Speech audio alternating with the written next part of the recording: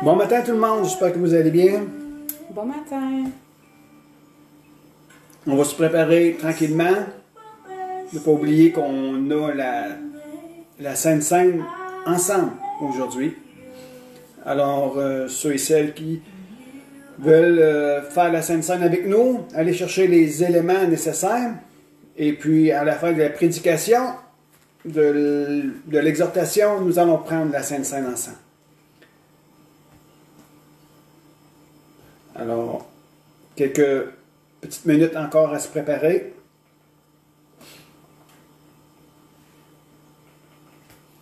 Amen. Bonjour Christine, bonjour Gaétan. Maman Jeannette est là. Il y a d'autres personnes que je ne vois pas. Sûrement Colette. Oui, Colette, Gaétan. Alléluia. Je vais laisser encore. Laisse-tu la musique quand même? Elle peut rester un petit peu. Ça. Donc, on va commencer. Amen. J'espère que vous avez votre crayon et votre bout de papier ou votre cahier. Amen. On va avoir beaucoup de notes à prendre aujourd'hui. Le titre de mon message ce matin, c'est la recommandation de Jésus. Et on va parler ensemble sur différents sujets. Amen. Mais avant tout, on va ouvrir en prière. Seigneur Jésus, ce matin, on est préparé. Nous avons préparé nos cœurs pendant la semaine. Nous avons préparé nos cœurs ce matin pour être en communion avec toi, Jésus. Être en communion avec toi. Et nous voulons laisser l'Esprit de Dieu communiquer à notre esprit ce que tu veux nous laisser entendre ce matin. Jésus, tu as dit que mes brebis entendent ma voix, je les connais et ils me suivent. Alors, ce matin, Seigneur, nous tous qui écoutons, nous sommes tes brebis, Jésus. Nous t'appartenons. Tu es notre grand berger, tu es l'apôtre de notre foi. Tu es notre souverain sacrificateur, tu es notre Seigneur. Et par ton esprit, ce matin, viens parler à nos cœurs. Seigneur, comme je le dis souvent et que j'aime à répéter, ce n'est pas ce qui sort de ma bouche qui est importante, mais ce que tu laisses entendre dans les cœurs des gens à propos de ce que je dis. C'est le message de l'Esprit de Dieu à nos cœurs qui est important, Seigneur. Alors, Père, utilise ma bouche, utilise le son de ma voix pour faire résonner en leur cœur ce que tu veux leur communiquer par ton esprit. Je prie non seulement pour CNC, l'espoir des générations et tous ceux qui nous écoutent, mais je prie aussi pour l'ensemble des pasteurs des églises, des hommes et femmes, jeunes hommes et jeunes filles, familles, sur le territoire de la Gaspésie, les îles, le nord du Nouveau-Brunswick, ainsi au Québec et dans tout l'ensemble du Canada. Bénis chaque assemblée, chaque personne qui s'unisse ensemble ce matin autour de ta parole.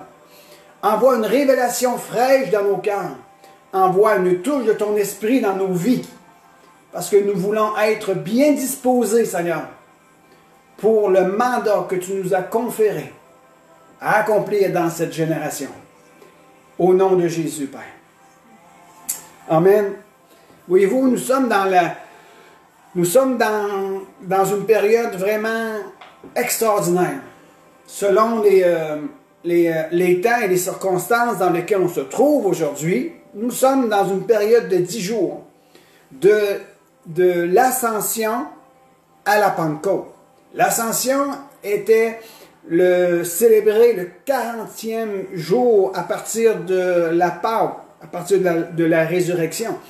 Et c'est à ce moment-là que Jésus est remonté. 40 jours après sa résurrection, il est remonté. Pourquoi? Pour s'asseoir, non pas dans un état passif, mais il est monté, s'asseoir sur le trône, à côté de son Père, sur le trône de son Père. Et à partir de ce moment-là, nous ne verrons plus le Seigneur Jésus-Christ physiquement, mais nous le verrons d'une façon surnaturelle, spirituelle, à travers son corps, mais par le Saint-Esprit, Jésus se manifeste au milieu de nous. Et de l'ascension à l'accomplissement de la promesse, 10 jours se sont passés. Et c'est ce qu'on va partager ensemble avec vous. Et la Pentecôte qui signifie 50 jours après la résurrection. Alors, si on veut commencer à lire quelques textes, lisons Luc 24, 46 à 49. Et ceux qui prennent des notes à l'heure actuelle, Actes 1, 4 et 5. Donc, les deux textes que je vais lire en introduction, c'est Luc 24, 46 à 49 et Actes 1, 4 et 5. On va lire cela maintenant. Je vais juste me préparer ici. J'ai des petites choses à communiquer. Ici, ok, Luc 24.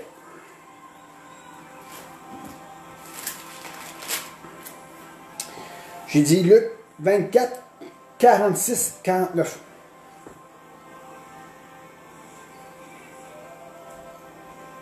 On va commencer au verset 44, ok? Au lieu d'être 46, 44.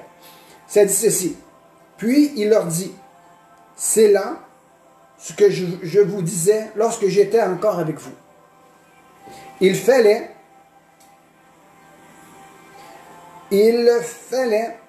que s'accomplisse tout ce qui était écrit de moi dans la loi de Moïse, dans les prophètes et dans les psaumes.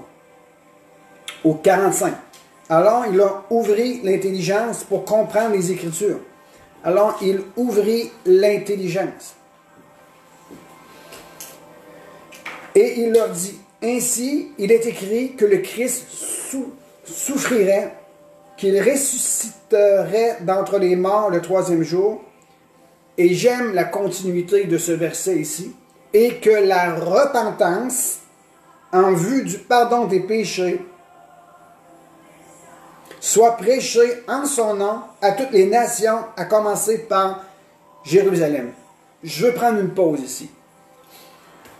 Le rôle du chrétien, le rôle du croyant aujourd'hui, c'est de faire en sorte que dans toute sa vie, dans toutes ses actions, dans tout son langage, il puisse amener les gens qui l'entourent, sa famille, ses amis, ses parents, la communauté, personne à personne à un groupe de personnes, amener les gens, comme il est écrit ici, à la repentance. Qu'est-ce que cela veut dire? Est-ce amener une condamnation sur les gens ou dire que les gens agissent mal, que les gens ont de mauvaises attitudes? Absolument pas. par nos actions, par notre parole, par nos agissements au milieu de la communauté, au milieu de notre famille, c'est de amener les gens à prendre conscience qu'il ressuscitera des morts le troisième jour, et que la repentance en vue du pardon des péchés, nous devons amener les gens dans un positionnement de faire face à Dieu en vue de recevoir la grâce sur leur vie. Je continue ici, c'est une petite parenthèse, je referme la parenthèse. Au verset 48, vous en êtes témoins. Il y a un temps qui vient dans la vie d'un croyant, celui qui a accepté Jésus-Christ comme son sauveur personnel. Il vient un temps dans son processus de relation avec le Seigneur Jésus-Christ. Il vient un temps que dans son processus, qui part de disciple à ce qu'il devient un témoin puissant de la résurrection de Jésus-Christ. De disciple à témoin, qu'il manifeste dans sa vie l'œuvre de Jésus-Christ et qu'il devient disponible pour ceux et celles qui sont à la recherche de Dieu. Jésus a dit, vous m'avez suivi pendant presque 3 ans, vous étiez mes disciples, mais maintenant vous êtes les témoins de ma résurrection d'entre les morts. Maintenant, vous allez accomplir quelque chose au milieu de votre génération. Vous êtes mes disciples et maintenant vous devenez mes témoins. Il vient dans notre vie personnelle. Nous qui avons accepté Jésus-Christ, nous devons sortir de notre boîte et devenir un témoin maintenant. Je referme la parenthèse. Je ne sais jamais ce qui sortira de ma bouche. Je ne sais jamais de la manière que Dieu dirige l'enseignement ou la prédication. Nous qui sommes utilisés pour apporter un message au peuple, pour encourager un frère, une sœur, et même encourager ceux qui ne connaissent pas Dieu, nous ne savons réellement pas ce qui sortira de notre bouche. Nous devons nous laisser conduire par l'Esprit de Dieu dans l'encadrement de l'amour. Alors, je vous donne ici quelques exhortations, quelques encouragements. On continue maintenant dans la suite de ce que je veux vous partager ce matin, du moins de ce que le Saint-Esprit veut vous apporter ce matin. Au verset 49. « Et voici, j'enverrai sur vous ce que mon Père a promis, mais vous restez dans la ville jusqu'à ce que vous soyez revêtus de la puissance d'en haut. » Alors maintenant, dans Acte 1, 4 et 5, et c'est à peu près une histoire, si on veut appeler cela une histoire, mais on va dire, c'est quelque chose de similaire. Les Écritures en Luc 24 est similaire en Acte 1. Pourquoi? Et je sais que vous le savez, c'est tout simplement, c'est le même auteur. Celui qui nous a donné les actes par écrit, c'est celui qui est Luc, qui a écrit Luc. Alors, comme il se trouvait avec eux, il leur recommanda. La recommandation de Jésus est le message de ce matin.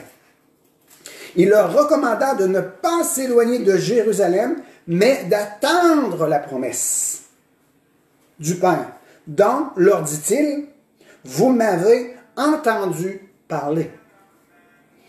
Et ici, Jésus prend l'exemple du baptême de Jean-Baptiste pour expliquer ce qui allait venir. Il dit, car Jean a baptisé d'eau, mais vous, dans peu de jours, vous serez baptisés d'Esprit Saint. Je veux continuer ici avec le verset 6. Étant donc réunis, eux donc, réunis, demandèrent, Seigneur, est-ce en ce temps que tu rétabliras le royaume pour Israël? Et voici ce que Jésus dit. Il leur répondit, ce n'est pas à vous de connaître les temps et les moments que le Père a fixés de sa propre autorité. Après ça, il dit, mais. Il dit, oublie qu'est-ce que je viens de te dire. Ou, du moins, oublie la question que tu m'as posée maintenant. Ce n'est pas à vous à connaître les temps et les moments que le Père a fixés de son propre autorité. Mais vous recevrez une puissance, c'est du Saint-Esprit survenant sur vous. Et vous serez quoi? Mes témoins. Comme j'ai dit tantôt, les disciples doivent partir de l'état de disciple, toujours rester dans l'état de disciple au pied de Jésus pour recevoir les instructions du Maître, mais dans la communauté, au milieu de leur famille, cela doit se traduire par « Je suis témoin de ce que Jésus a fait ». Mais vous, et vous serez mes témoins à Jérusalem, dans toute la Judée, dans la Samarie et jusqu'aux extrémités de la terre. Voici ma compréhension de la chose. À l'heure actuelle, il y a une compréhension que nous devons recevoir dans notre propre vie personnelle, dans notre processus et dans notre développement spirituel, dans notre croissance de disciples à témoins, en tant qu'ambassadeur de Christ dans notre communauté, dans notre génération. Jésus, en Luc, a dû ouvrir l'intelligence des disciples pour qu'ils puissent comprendre les Écritures. C'est ce qu'on a lu. Alors, voici ce que je veux vous encourager ce matin. Il y a une compréhension à recevoir en ce qui concerne les choses de Dieu pour sa propre vie. Laissez-moi répéter cela. Il y a une compréhension à recevoir en ce qui concerne les choses de Dieu pour notre propre vie personnelle, et il y a aussi une compréhension à recevoir en ce qui concerne les choses de Dieu par rapport à l'Église et son rôle à jouer dans la communauté. Mais il y a une recommandation à recevoir ici. Nous devons assimiler la compréhension du maintenant. Nous devons assimiler et laisser cela prendre vie en nous. Nous devons assimiler la compréhension du maintenant. Jésus répond à une question de ses disciples. Est-ce maintenant que tu vas rétablir le royaume? Jésus dit, ce n'est pas à vous, mais recevez. Alors, ce que je veux attirer votre attention, c'est que Jésus a dit, ce n'est pas à vous de comprendre, ce n'est pas à vous de connaître ces choses maintenant. Ce n'est pas à vous. Mais vous, vivez le moment qui vous est proposé maintenant. Et je vais un peu plus loin. Dans Apocalypse, lorsque Jean a reçu la révélation, Apocalypse 22, je crois, il est dit, ne scelle pas la prophétie, parce que nous sommes dans les derniers temps. Il vient un temps où la compréhension des choses viendra.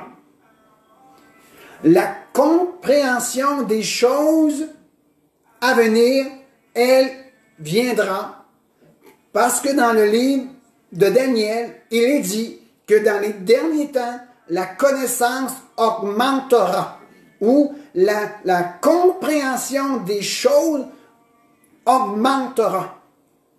Mais avant qu'il y ait une augmentation, il doit y avoir une compréhension de maintenant. Alors, ce qui est important pour notre propre vie à nous, à l'heure actuelle, ce n'est pas partir à la recherche de ce qui se passera, mais avant tout, nous devons apprendre à assimiler la compréhension de maintenant et laisser l'Esprit de Dieu nous faire grandir dans le processus de la compréhension des Écritures. Amen. Je referme la parenthèse. Retournons dans Luc 24.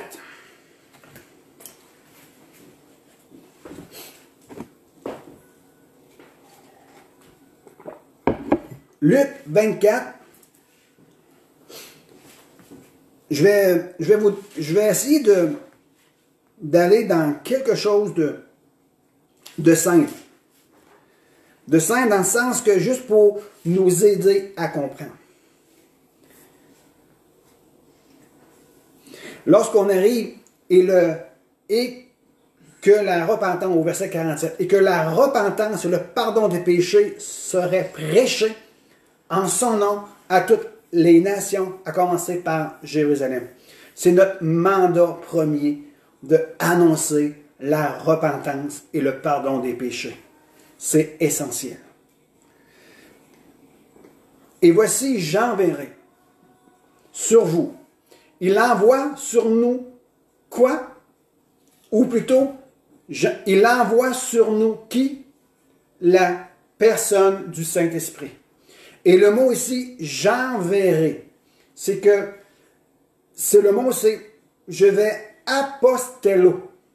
Apostello, je vais vous envoyer. Le Saint-Esprit est l'envoyé pour le peuple de Dieu. L'envoyé pour l'Église. Et je vais vous apostello, le Saint-Esprit sur vous. Ce que mon Père a promis. Mais la recommandation de Jésus, c'est « mais vous restez ». Le mot « rester » ici, c'est « soyez assis ». C'est faire asseoir. Jésus est en train de dire à ses disciples « voici votre responsabilité maintenant. Je m'en vais. Mais vous restez assis. » Dans le sens de faire asseoir. Je veux vous faire asseoir. Je veux que vous siégez. Je veux que vous soyez, quand on va dans la racine du mot, je veux que vous soyez fermement, je veux que vous restez fermement établis. Soyez constants. Prenez le temps de vous asseoir.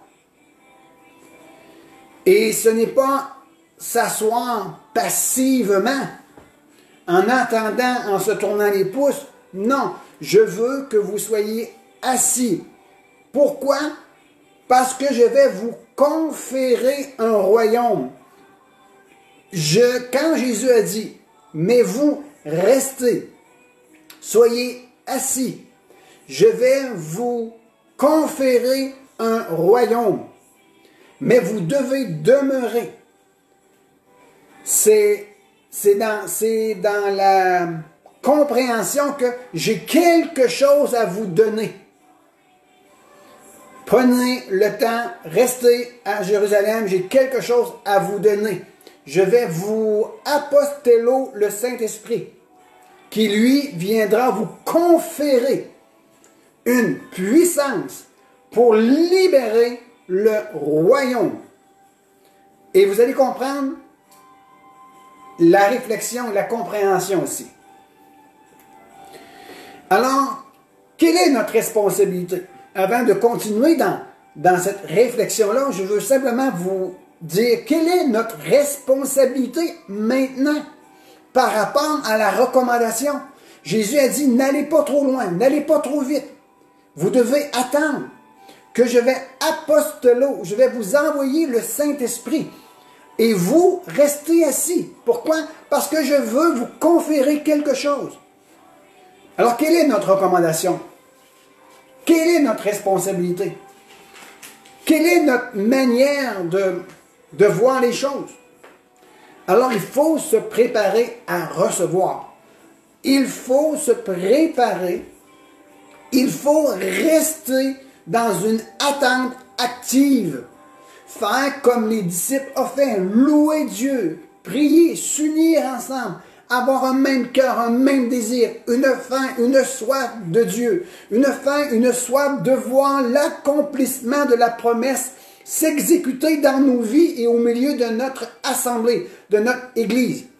Nous devons se rendre disponibles et aussi entendre ce que dit l'Esprit aux Églises maintenant en ces temps bien déterminés.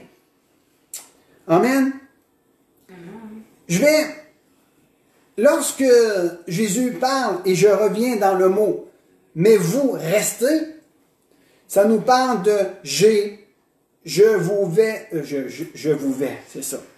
vais conférer un royaume. Rester, c'est conférer un royaume à quelqu'un. Allons dans Luc 22, verset 29. Luc 22, verset 29. Mais avant de lire Luc 22, verset 29, en ce qui concerne le royaume de Dieu disposé pour les disciples, je veux vous emmener dans un mot ici. Toujours au verset 49. Et voici, j'enverrai sur vous ce que mon Père a promis. Mais vous restez dans la ville, jusqu'à ce que vous soyez revêtus de la puissance d'en haut. Avant de définir le mot ville, et vous allez comprendre où ce que je m'en vais avec ça. Soyez revêtus. Qu'est-ce que le mot revêtu nous parle? Ça nous parle tout simplement dans le sens de enfiler un vêtement. Le mot grec, c'est enduo. Enduo. Le fait de se revêtir ou d'enfiler un vêtement. Il dit, moi, je vais vous envoyer le Saint-Esprit comme un vêtement que vous allez vous revêtir. On va enfiler un vêtement. Et vous allez demeurer dans la ville. Et il y a quelque chose de fort intéressant ici à comprendre et à saisir. Rappelez-vous de ce que Jésus a dit. Je ne suis pas venu apporter la paix, mais je suis venu apporter l'épée. Dans une famille, le père contre le fils contre le père. Il est venu apporter son royaume au milieu du royaume de ce monde. Le mot « ville » a une signification de guerre, dans la compréhension de se remuer. Le mot « ville » vient de « polymos » qui signifie remuer. Vous restez dans la ville, là où il y a du remous, là où il y a une guerre. Et je veux vous investir d'une autorité. Et je veux vous conférer le royaume. Parce que vous êtes au milieu d'une ville, là où il y a guerre. Et je vais vous expliquer un peu plus loin, vous allez comprendre. Je vous envoie comme mes témoins pour établir le royaume de Dieu au milieu d'une ville, au milieu où il y a du remous, là où il y a une guerre, là où il y a un combat. Je vais vous conférer un royaume. Matthieu 22, verset 29. T'as dit Luc. Luc, c'est quoi je viens de dire, toi? Matthieu. Ah non, c'est pas Matthieu, c'est Luc. Luc 22. 28, 29. Vous êtes ceux qui avez persévéré avec moi dans mes épreuves. C'est pourquoi je dispose du royaume pour vous, comme mon Père en a disposé pour moi. Qu'est-ce que Jésus est venu faire sur la terre lorsqu'il était au milieu du peuple? Luc 4. Luc 4, verset 18. Luc 4, verset 18. L'Esprit du Seigneur est sur moi. L'Esprit du Seigneur est sur moi. J'ai enfilé le Saint-Esprit sur ma vie. L'Esprit du Seigneur est sur moi. Jésus a dit, vous, restez dans la ville. Je vais vous envoyer la promesse du Père en mon nom. Et c'était quoi? Je vais vous envoyer une puissance. Je vais vous envoyer la personne du Saint-Esprit. Une puissance survenant sur vous. Jésus a dit, l'Esprit du Seigneur est sur moi. Parce qu'il m'a oint. Pour guérir ceux qui ont le cœur brisé. Pour annoncer la bonne nouvelle aux pauvres. Il m'a envoyé pour proclamer aux captifs la délivrance et aux aveugles le recouvrement de la vue, pour envoyer libres les opprimés, pour proclamer une année de grâce du Seigneur. Alors, ce que Jésus est venu faire, nous savons tous. Je veux aller dans une autre référence, Acte 10, 38, je crois. Je le prends de mémoire. Acte 10, 38.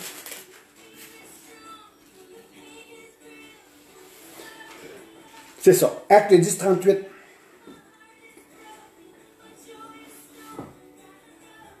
Comment Dieu a oint d'Esprit Saint et de puissance Jésus de Nazareth, qui allait de lieu en lieu en faisant le bien et en guérissant tous ceux qui étaient sous l'oppression du diable, car Dieu était avec lui.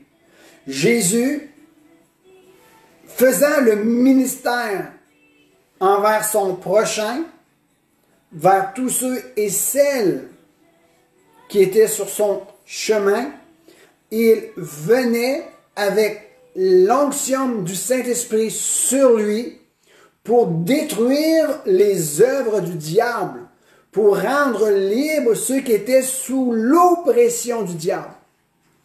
Maintenant, je reviens à lorsque je vous disais que Jésus avait donné la recommandation à ses disciples de rester dans la ville jusqu'à ce qu'ils soient revêtus de la puissance d'en haut. Et dans le but de conférer le royaume avec une puissance, parce qu'il y avait dans la ville une oppression et une guerre à livrer. Lorsque nous parlons de royaume de Dieu au milieu de nous, nous pouvons le comprendre en deux volets. En nous et nous en lui. Et en tant que témoins, nous sommes appointés à un ordre de mission. Et l'ordre de mission est la même que Jésus avait fait durant son ministère terrestre, qui est de guérir les cœurs, rendre la vue aux aveugles, annoncer la bonne nouvelle, rendre libres les opprimés, proclamer la délivrance et proclamer un temps de grâce du Seigneur. Alors, laissez-moi vous parler de cette façon. N'est-ce pas que nous rentrons en guerre sur un territoire assiégé par l'ennemi? lorsque nous venons libérer la guérison sur la vie de quelqu'un de malade, c'est un royaume rentre en opposition, rentre en guerre contre un autre royaume pour déloger la maladie et manifester la guérison. Nous voyons dans ces choses ici une guerre, une lutte. Et nous pouvons simplement accomplir et avoir du résultat dans ce mandat qui nous a été assigné.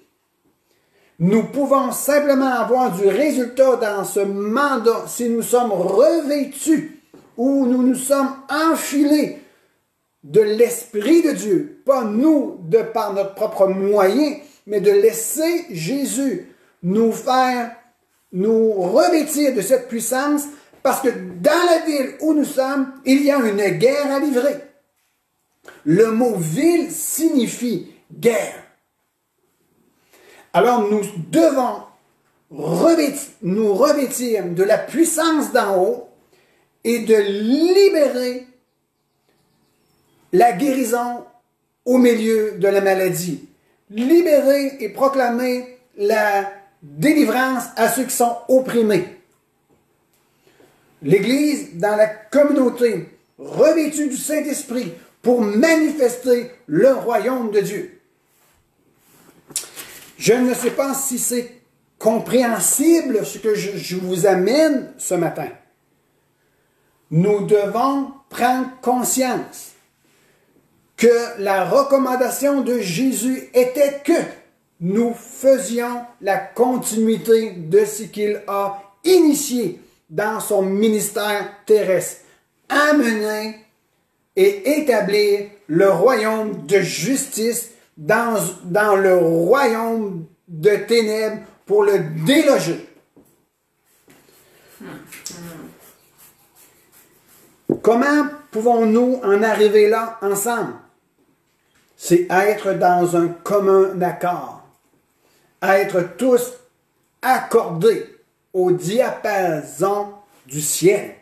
Le ciel a un son à être libéré sur la terre et le Saint-Esprit vient nous accorder ensemble. Et ensemble, on amène le royaume de Dieu à être libéré aujourd'hui. Je pense que je vais conclure dans quelques instants. Et je veux simplement revenir sur le fait de... Laissez-moi vous lire un texte avant Hébreux. Je n'ai pas la référence, mais je vais vous...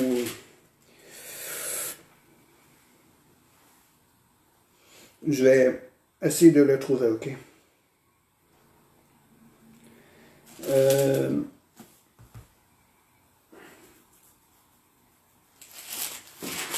Sinon,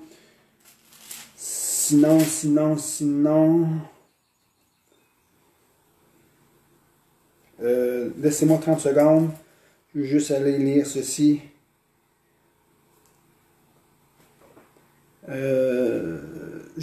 Donnez-moi 30 secondes, je vais trouver la référence, ok?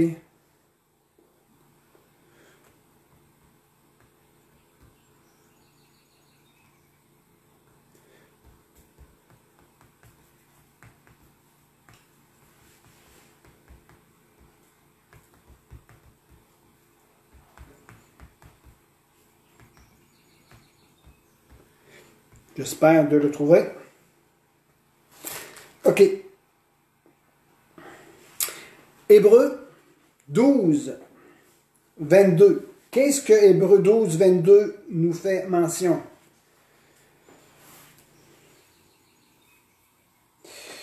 Ça dit, mais au contraire, vous vous êtes approchés de la montagne de Sion, de la cité du Dieu vivant, la Jérusalem céleste, des myriades d'anges, de la réunion et de l'assemblée des premiers-nés inscrits dans les cieux du Dieu, juge de tout, des esprits et des justes parvenus à la perfection.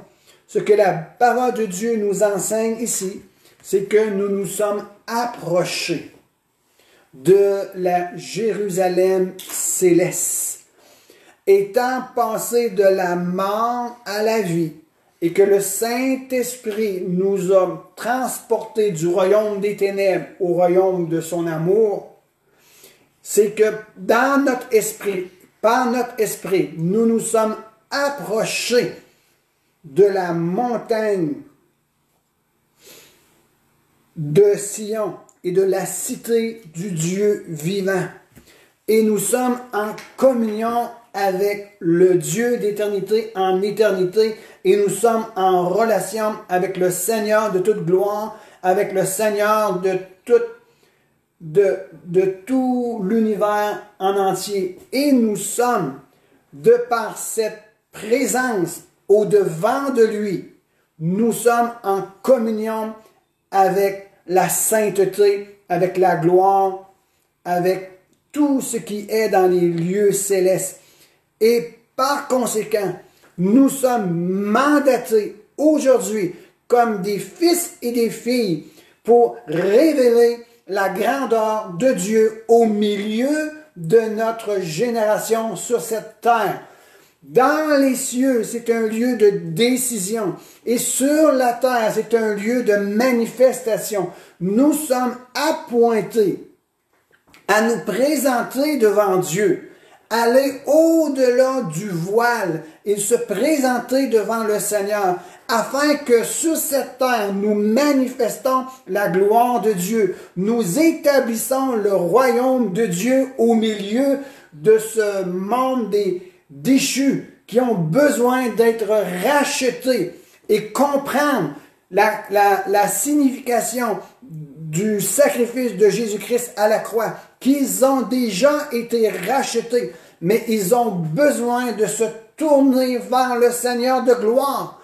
Et nous sommes appointés par l'Esprit de Dieu à délivrer ce message dans notre génération.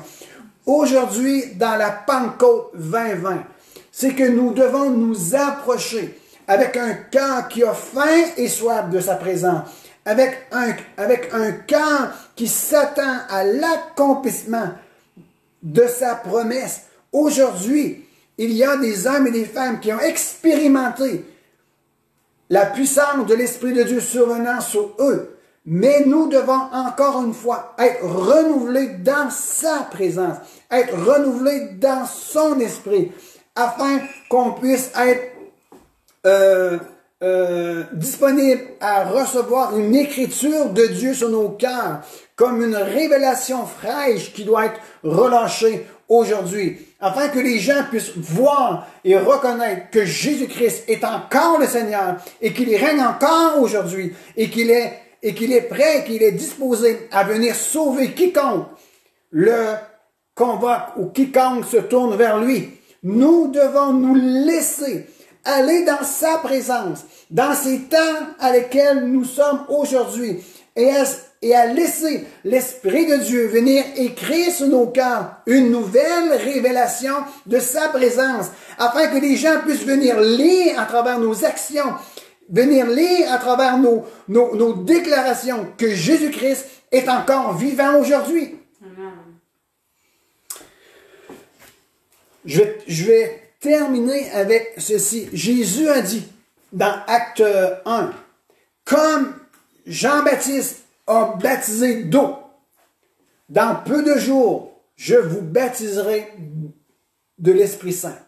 Mais la vraie traduction, ou je devrais dire plutôt, la manière que nous devons comprendre ces choses, c'est tout comme Jean-Baptiste a baptisé dans l'eau, moi, je viendrai vous baptiser dans le Saint-Esprit.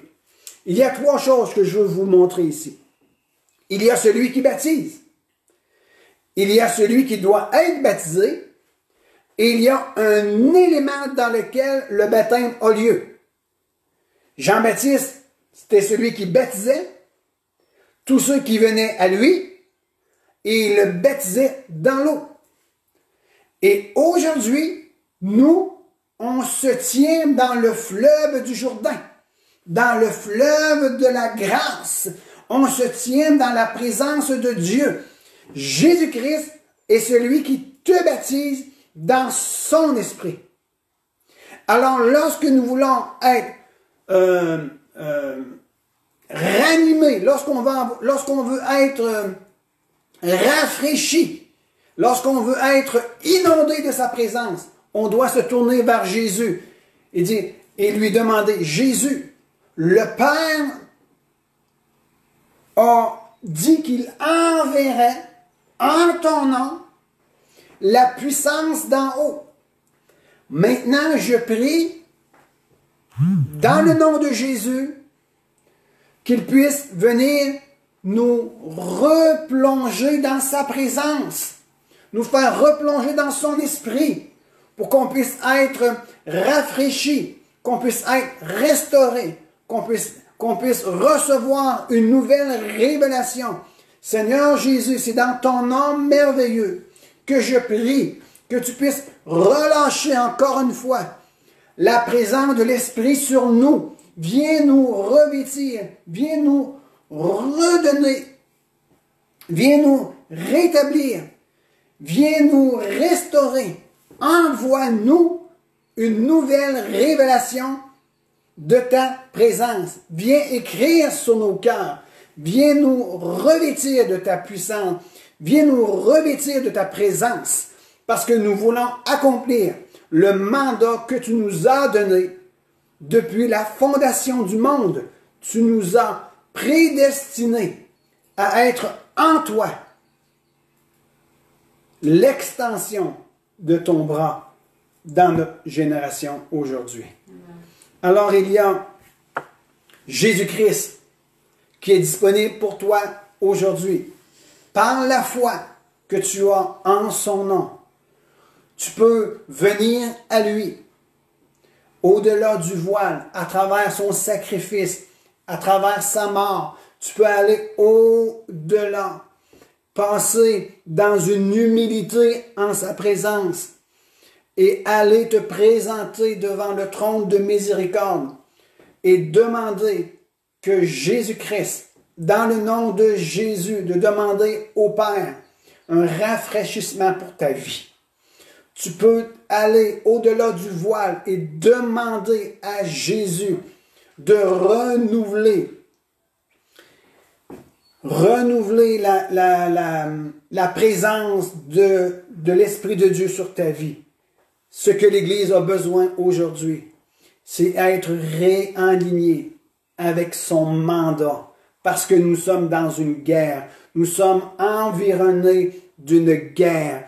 Il y a des gens qui meurent. Il y a des gens qui sont de plus en plus malades. Il y a de la pauvreté qui veut s'installer au milieu de nous. Il y a des séparations. Il y a des divorces. Il y a des gens qui deviennent de plus en plus adultères, agressifs, qui s'éloignent de plus en plus des valeurs, de respect. On dirait qu'il y a un désordre qui se manifeste autour de nous. Nous sommes dans une réalité, dans une guerre, il y a quelque chose qui se met en marche contre le royaume de Dieu. Et nous devons contrecarrer les plans de Dieu. Alors nous devons nous présenter devant Dieu et laisser Dieu venir, dans le nom de Jésus, venir relâcher sa présence sur nos vies. Pourquoi? Pour qu'on se repositionne et qu'on devienne des témoins de la grâce de Dieu pour aujourd'hui. Seigneur Jésus, je veux terminer avec ceci. Je te demande de bénir chaque personne qui a entendu ce message. Que nous sommes sur la route de la Pentecôte. Et je veux me laisser, et je veux qu'on puisse prendre le temps de se laisser toucher par l'Esprit de Dieu. Dans le nom de Jésus. Je veux qu'on puisse se présenter devant lui et continuer à préparer nos cœurs dans une attente active. Seigneur Jésus, envoie ta parole. Seigneur Jésus, envoie ta présence. Envoie le Saint-Esprit au milieu de nous, Seigneur. Envoie une touche de ta grâce au milieu de nous. Envoie une révélation fraîche pour celui et celle qui ont besoin de recevoir une révélation fraîche. Envoie une manifestation de ta souveraineté aujourd'hui au milieu de nous. Saint-Esprit, on veut faire un bon accueil. On prépare nos cœurs, on prépare notre pensée, notre intelligence à vivre un moment exceptionnel dans la présence de Jésus-Christ, afin que le Père soit glorifié dans le Fils, que tu viendras rafraîchir au plus profond de nous-mêmes. Saint-Esprit, viens. Prépare nos cœurs, nous voulons recevoir de toi. Bénis l'Assemblée, bénis les frères, bénis les sœurs de toute région dans le Canada, même au-delà du Canada. Saint-Esprit, viens. Jésus, manifeste-toi. Et nous voulons recevoir plus de toi aujourd'hui. Nous voulons te connaître encore davantage, Jésus. Nous voulons te connaître encore davantage, Père. Dans ta présence glorieuse, nous te donnons toute la gloire et toute l'honneur. Amen. Alléluia. Merci, Jésus. On va prendre la Sainte Seine ensemble. La Bible nous enseigne qu'à chaque fois que nous faisons ces choses, nous rappelons et nous annonçons la mort de Jésus-Christ. Le message de la mort de Jésus-Christ et de la résurrection de Christ en vue que les gens puissent se repentir pour le pardon de leurs péchés.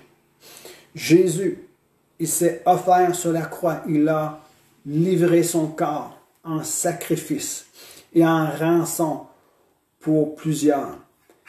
Ce symbolisme est pour nous rappeler que Jésus-Christ est venu sur cette terre offrir sa vie en sacrifice.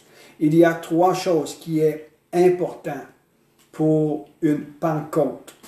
3 choses. Pour que la Pentecôte ait eu lieu, il devait y avoir le sacrifice, la mort de Jésus-Christ.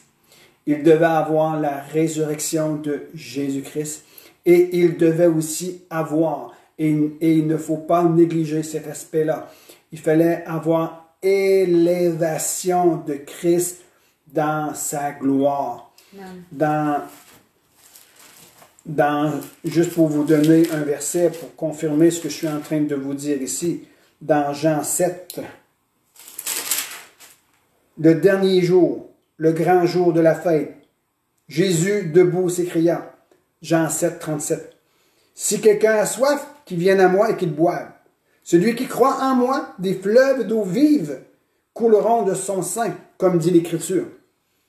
Il dit cela de l'Esprit qu'allait recevoir ceux qui croiraient en lui. » Il faut que tu crois en Jésus, un préalable requis pour recevoir de l'effusion de l'Esprit sur toi. Il dit cela de l'Esprit qui allait recevoir ceux qui croiraient en lui, car l'Esprit n'était pas encore donné. Pourquoi? Parce que Jésus n'avait pas encore été glorifié.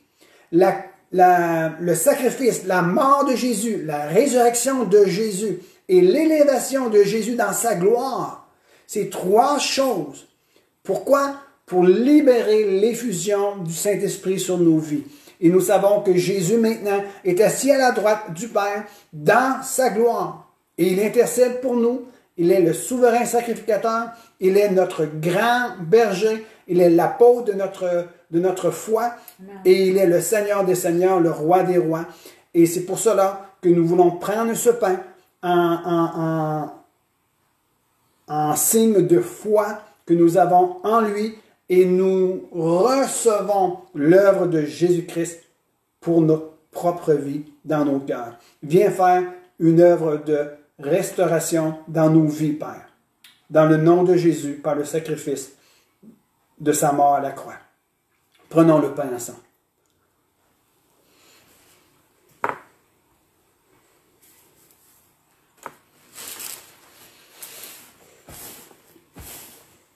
Amen. Après avoir soupé, il prit la coupe. Et nous comprenons par les Écritures que la coupe est la signification de son sang versé à la croix pour nous racheter, pour nous pardonner, pour nous purifier. Ça dit qu'il n'y a point de pardon de péché sans le sang. Alors, le sang de Jésus venir nous pardonner. Nous recevons ce sacrifice et nous voulons appliquer le sang de Jésus sur nos vies. Nous voulons être pardonnés et nous le sommes pardonnés à tous ceux et celles qui l'ont reçu comme sauveur. Et aujourd'hui, nous voulons encore se mémoriser cela, que nous sommes devant le Père en Christ Jésus, sans péché, et nous sommes la justice de Dieu maintenant. Et la justice de Christ coule dans nos vies. Et c'est ce que nous voulons libérer aujourd'hui autour de notre communauté, afin que le royaume de Dieu puisse envahir le royaume des ténèbres et anéantir toute œuvre du diable dans la vie de quiconque croit en Jésus. Et nous voulons prendre cette coupe pour nous rappeler que Jésus-Christ est mort pour nous et qu'il nous a sauvés et pardonnés de tous nos péchés. Prenons cette coupe ensemble maintenant. Alléluia. Merci Jésus.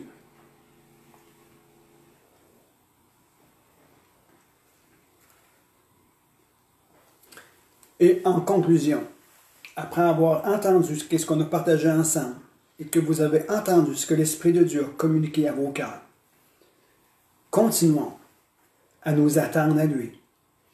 Ouvrons nos cœurs dans sa présence et laissons le Saint-Esprit venir dans le nom de Jésus comme il le veut, comme il le voudrait, comment Dieu veut se manifester à nous. Cela lui appartient et nous sommes seulement là des